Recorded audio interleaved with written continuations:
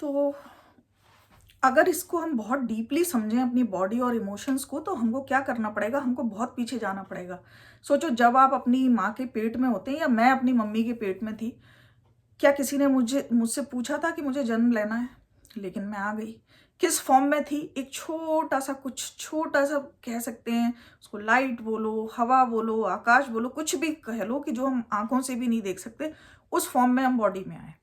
अब बॉडी में क्या हुआ? इसको हम पृथ्वी तत्व कहते हैं, जो कि आता है खाने से, जो कि हम पृथ्वी से ही जो हमें खाना-पीना मिलता है, उससे हमारी बॉडी बनती है। तो हमारी जो भी है माँ है या जो जिनके भी वूम्ब में हम होते हैं, वो कुछ खा रहे हैं, उससे हमारी बॉडी बन रही है। बॉडी बन रही है, पानी, एक पानी तत्व होता है जो कि पानी से हमारा खून बना हुआ है।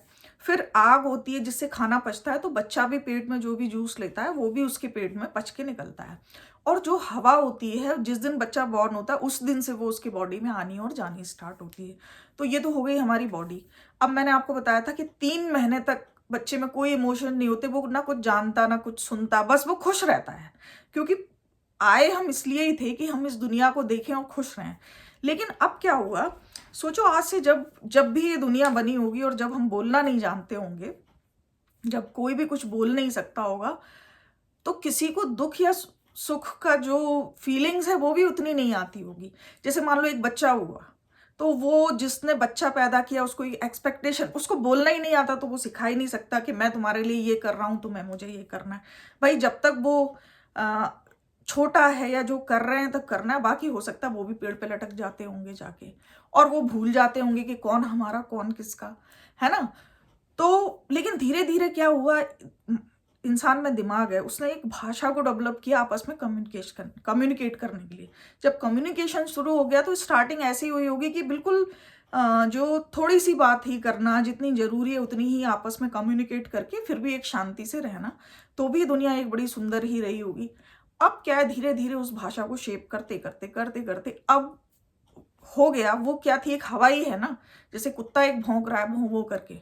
एक आवाज़ है, एक हवा है, उस उनकी लैंग्वेज अभी शेप नहीं हुई है और हमारी शेप हो गई है। हमको सब कुछ पता है।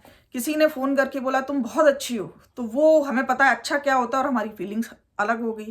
किसी ने कहा तुम बहुत बुरी हो, तुम ऐसी हो, तो हमें अंदर से पता है बुरा क्या होता है, तो वो हमारी फीलिंग्स मतलब ऑन ऑफ ऐसे चल रही है। तो तो धीरे-धीरे इंसान इतना चालाक है कि उसने अपनी सारी चीज़ें अपने हिसाब से सेल्फिशनेस से बना ली। उसने सबके काम डिसाइड कर दिए, इसको ऐसा होना चाहिए, ये रिश्ता ऐसा है, इससे मुझे ये गेन होना चाहिए, ये मेरा लड़का है, ये ज़िंदगी भर मेरे लिए करना चाहिए, इसके लिए मतलब उसने वो सारी चीज़ें पॉलिश करके और बचपन से अच्छा-बुरा सब कुछ जो भी चीज़ है, वो सब एक छोटे बच्चे के दिमाग में घुसानी शुरू कर दी। और उसके बाद वो जो सारी चीज़ें हैं, उनसे एक इमोशंस क्रिएट होने लगे और जो इंसान ना एक बहुत सुंदर लाइक एक-एक पल जीने के लिए इस धरती पे आया था, उसका क्या हाल हो गया। वो कहीं भी बैठा है, लेकिन किसी तरफ से एक आवाज़ आ गई और उससे उसका माइंड हिल रहा है। वो पूरे 24 घंटे हिल रहा है, कभी-कभी तो सालों-सालों हिल रहा है। अगर आपने देखा होगा, बहुत बूढ़ी औरतें जो इंडिया में होती हैं, जिनकी सास मर गई होती हैं, लेकिन उनके पास भी बैठो, अगर वो 50 की हैं और वो 90 तक भी मरने वाली हैं, तो भी उनकी सास उनके दिमाग में ज़िंदा है और 100 तरीके की कहानियाँ वो ठोक रही होती हैं और अपने इमोशंस नेगेटिव क्रिएट कर रही होती है, जबकि अब तो कोई ज़रूरत भी नहीं है। लेकिन उनको पता ही नहीं है ना कि हम कैसे उसको कंट्रोल करें, या कहना चाहिए उनको उसमें रस है। तो चलो भाई, उनके पास कोई ऑप्शन नहीं, लेकिन हम तो उस चीज़ को कम करके कम से कम जितनी लाइफ दी उसको एंजॉय करना शुरू कर सकते हैं ना, कि भाई हमको पता होगा ये गलत चीज़ चल रही है, ये बंद, ये नहीं होना चाहिए। तो उसके लिए क्या है, देखो मैं एक बात बताती हूँ। अगर एक कुत्ता भौंक रहा होता है बाहर, आवाज़ आ रही है, तो किसी को बुरा नहीं लगेगा। लेकिन एक आदमी ने कुछ कहा तो हम कितना, तो हम क्यों नहीं ये सोच सकते कि जो चीज़ हमें नहीं अच्छी लग रही है, जिस इंसान की आदत ही है उसको एक कुत्ता मान लें और सोचे कि वो भौंक रहा है, तो हमारे माइंड पे कोई फ़र्क ही नहीं पड़ेगा, भौंकने दो। अब मतलब एक कहावत सुनी होगी ना, हाथी निकलता है और कुत्ता भौंकता जाता है, वो कुछ नहीं कहता। मुझे लगता वो इसलिए नहीं कहता क्योंकि हाथी को कुत्ते की आवाज़ ही नहीं समझ में आती, उसकी भाषा ही नहीं समझ में आती, तो वो रिएक्ट क्या करेगा।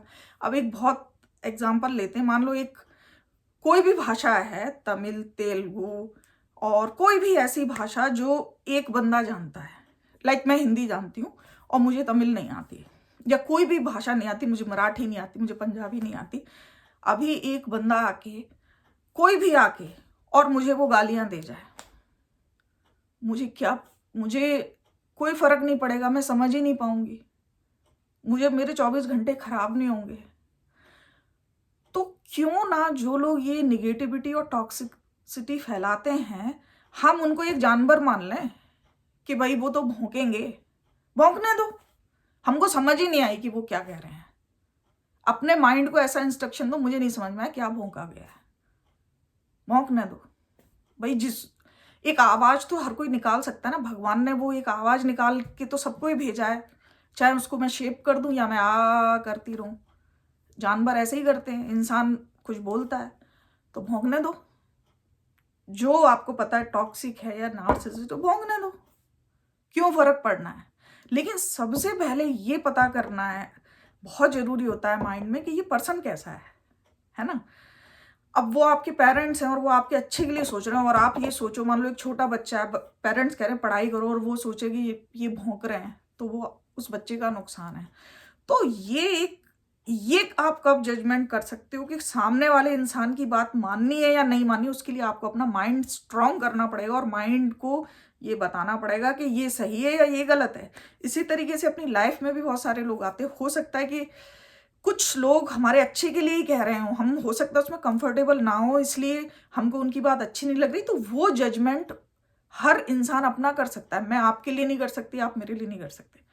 अपना जजमेंट अपने आप करना, और उसके लिए हम एक तो बहुत सारे क्यों के आंसर जो ढूंढते रहते हैं उनको बंद करना है।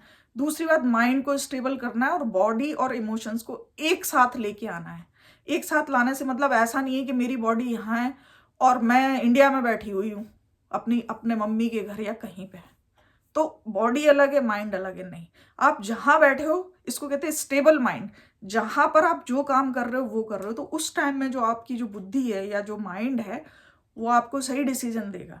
अगर कोई आपसे कह रहा है कि भाई ये काम करना है, सबसे पहले उसको अपने उस पर तौलो कि ये सही कह रहा है या एक नार्सिसिस्ट है, इसकी ये अपनी एनर्जी को फुलफिल करने के लिए आपको दुखी कर रहा है या परेशान कर रहा है। तो छोड़ो, कुत्ता है, भौंक रहा है, भौंकने दो, उसको कुत्ता मान लो कि भाई भौंको, मुझे कोई फर्क नहीं पड़ता। उसको आप उस रूप में ही देखो, कुत्ते के रूप में। तो इस तरीके से आपके इमोशन कंट्रोल हो जाएंगे, और आपका जो 24 घंटे जहां यूज होना चाहिए, ऐसा नहीं होगा कि आप एक बेड पर लेट के आराम करने के लिए लेटे हैं लेकिन आपके दिमाग में टेंशन चल रहा है और परेशान हो रहे हो।